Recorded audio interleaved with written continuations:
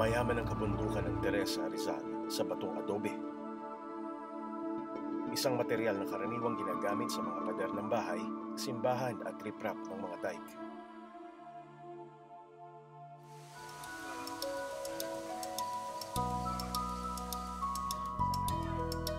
Tuwing umaga pagkatapos mag-almusal, wala nang sinasayang na oras ang 62 anyos na si Lolo Vidal.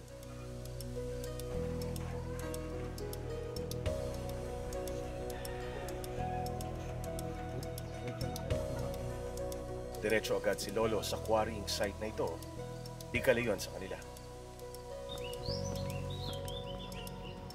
Sa loob ng 4 na dekada, naging pangalawang tahanan na ni Lolo Vidal ang kabundukang siyang pinagkukunan niya ng kabuhayan. Anak, yung mga gamit. Yung gamit. Nasa inyong maso, barit. Matagal na. Gawang umpisan ko titibagan ito. Itong tibagan ito, ako nagbukas ito. 1984. Pero nagsapulak magtibag, 1970. Mura pang adobe nung araw sa isang lapa, 12 ang haba. 6 na peso lang ang bayad sa akin nung araw. Sa ngayon, 25 na. Gamit ang maso, ibinabaon ni Lolo Vidal ang mga bakal na sinsil sa batong pader para tibagin ito. Araw-araw narito ako. Maliban lang kung umulan. Wala akong kahit linggo, wala akong bakanting araw. Basta maganda panahon dito ako. Kasi nanginayang ko doon sa oras na lumilipas na wala nangyayari. Kahit na paano, basta narito ko, kikita akong kaunti. Sayang naman yung gagastusin sa maghapon, dapat mapalitan ko yun. Dito ako lagi. Kaya doon sa kabila, may tibagan pa namin yung kabilang yan. Sa paulit-ulit na pagpukpok ng mga sinsil, di maiwasang may magtatalsik ang mga gabutil na piraso ng metal mula rito at maliliit na tipak ng bato. Minsan tatamaan ka kung saan sa katawan. Ay maliit lang naman yung gakukulang yan na dito. Pag uwi namin, chinatsani namin yan pag ano. Kasi yung babaon niya yung mga gilid na yan. Pag hinataw mo, nagkamali ka ng hataw, yung gilid yan na tatanggal, tatama sa katawan. Wala mang sapat na proteksyon sa katawan, iba yung pag-iingat naman daw ang sandata ni Lolo Vidal. Para hindi madulas sa mga batuhan, tinitiis na lamang niyang magtrabaho ng nakayapak. Mas makapit daw kasi ang balat ng kanyang mga paa. Ay dito, sa awan ng Diyos, mula 1970, pero wala pa naman. Nakupa na namin yung bundok na ito, wala pa naman. Parang sa amin, walang delikado, nasa pag-iingat lang yun eh. Gaya niya, no? Ay, tanga naman kung mahulog ka pa. Dapat eh. O, pag nakuha lupang yan, tatarakan yan. Wala, para sa amin, walang delikado.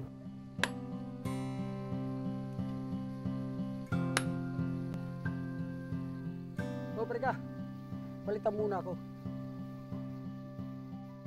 Aminado si Lolo Vidal na hindi na sintatag ang pangangatawan niya ngayon para sa trabahong ito kumpara nung kabataan niya. Kaya dumadala siyang magpatulong sa anak na si Ricky. Sa edad na 33 anyos, hanggang grade 6 lang ang natapos ni Ricky. Ngayon, may sarili na siyang pamilya na binubuhay sa pamamagitan din ng pagtitibag ng bato. Mga ano na po, 22 years. Kasi ano pa lang ako nung halos mag-11. Kasama na ako sa tibagan. Dati, ganito ginagawa namin dati, yung bago ako magtibag, mag-adobe. Tapos nung hindi nagtagal yun, iskombro na ginagawa ko. Kasi bihira na ito ganito nag-o-order. Minsan lang mag-order yan.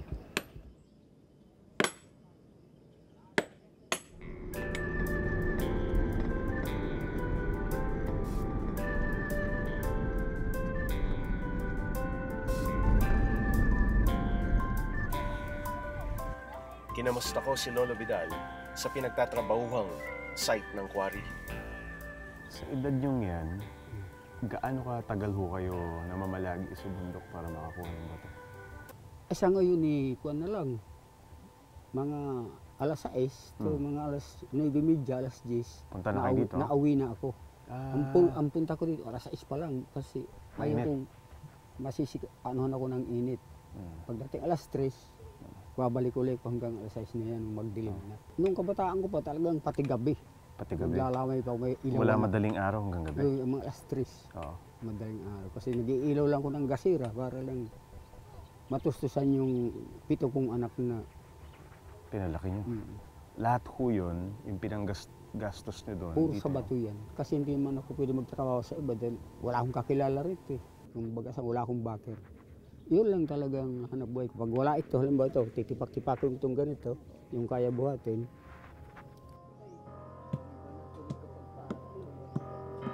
Ilang sandali pa, naramdaman na ng mag-ama na bibigay na ang bato.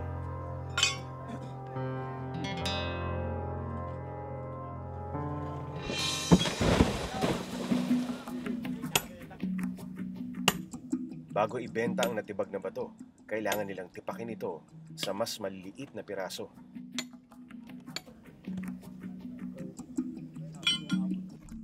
Sa bawat paghampas niya ng maso, tila hinahabol ni Lolo Vidal ang kanyang paghinga.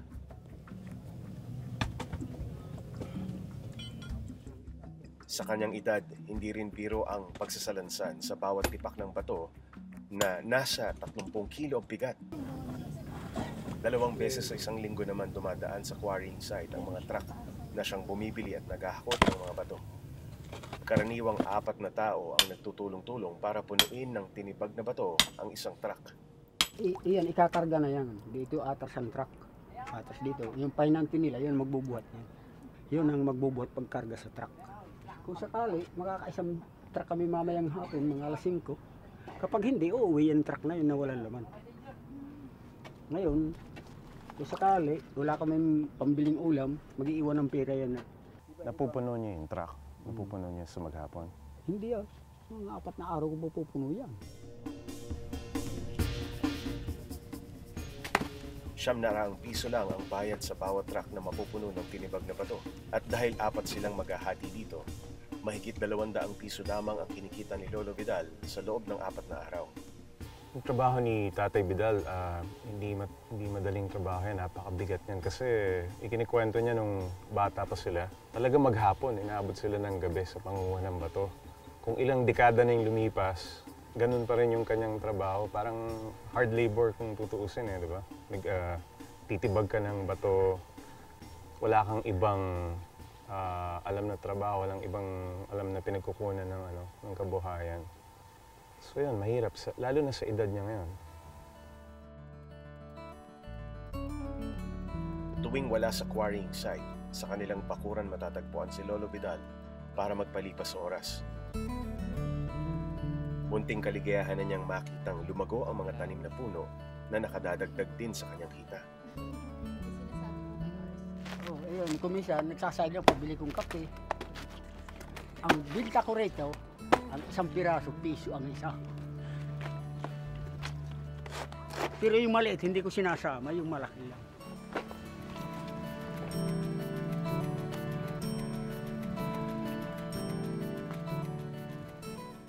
Itong maliit, itinitira ko na ang pagkain ko sa baka. Baka bukas o kaya mamayang hapon may magpunta rito. Kasi lagi napunta nabili nito. Ginagawa nilang banana cue. 3 taon na mula nang pumanaw ang asawa ni Lolo Vidal dahil sa sakit na goiter. Dahil may sarili-sarili ng pamilya ang 6 sa kanyang mga anak, ang bunsong si Dennis na lang ang natitirang katuwang niya sa buhay. Ano masasabi mo dun sa ginagawa ng tatay mo na na talagang puspusan yung trabaho? Una po natutuwa po ako kasi nagkaroon po ako ng tatay na katulad niya na gusto po talaga mapagtapos ako. Tsaka, syempre po, minsan naawa na rin po ako kasi dapat po sa edad niya hindi na po siya nagkatrabaho. Dala po kasi ng kahirapan. So, napipilitan po siya. Minsan siguro pinipilit na lang yung katawan niya. Opo, alam na po natin pinipilit niya na minsan kasi nga po siya matanda na. Marami na po nararamdaman niya. Nasa 2 taon na ngayon si Dennis sa kursong BS Biology. Kaya naman porsigido si Lolo Vidal na igapang ang pag-aaral nito sa tanging paraan na alam niya.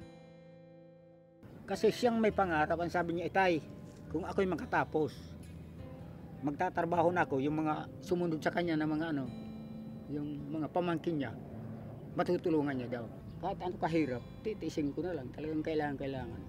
Wala naman akong tinapos. Ito lang ang pinili kong trabaho dahil wala akong amo rito. Ako ang amo rito, kung gumawa, hindi. nasa akin yan, gusto makarami, hindi daw. Ay, habaan ko ang oras.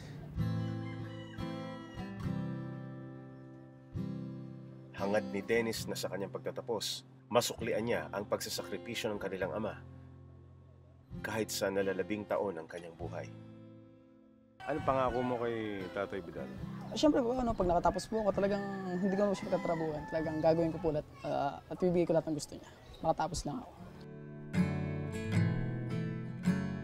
Para sa akin, ano kaya, abutin ko pa kaya yung mga panahon na yun, ang sabi ko. Kasi alam ko naman na hindi na rin ako magtatagal eh. Magsi-73 na ako.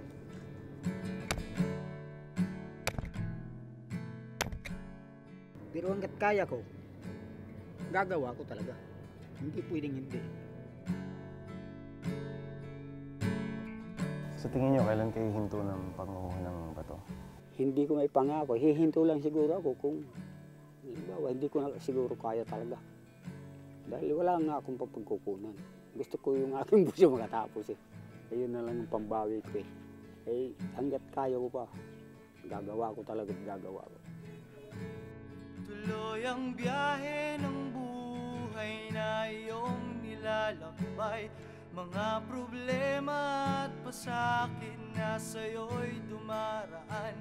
Sa dapit hapon man ng buhay ay hindi mapapagal. Tuloy ang biyahe ng buhay.